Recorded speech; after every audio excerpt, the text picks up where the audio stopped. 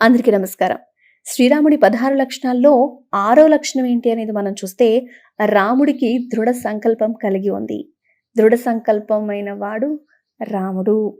ఏంటది అంటే, ఏదైనా ఒక పని చేయాలి అనే నిర్ణయం తీసుకున్నప్పుడు, దానికి తగ్గ కార్యాచరణ, అదే ప్లాన్ ఆఫ్ యాక్షన్ ఏంటి అని రూపొందించుకొని, దాన్ని ఖచ్చితంగా అమలు చేయగలిగే సత్తా ఉన్న వ్యక్తి దృఢ సంకల్పం కలిగినవాడు. అది రాముడు చేసి చూపించాడు.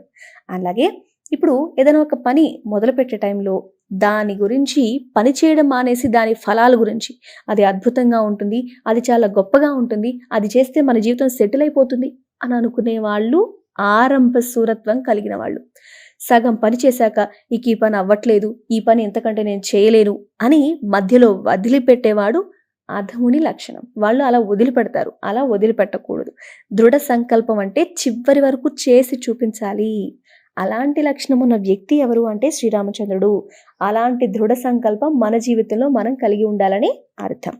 వీడియో నచ్చితే లైక్ చేయండి, షేర్ చేయండి. మా ఛానల్ని సబ్స్క్రైబ్ చేసుకోండి.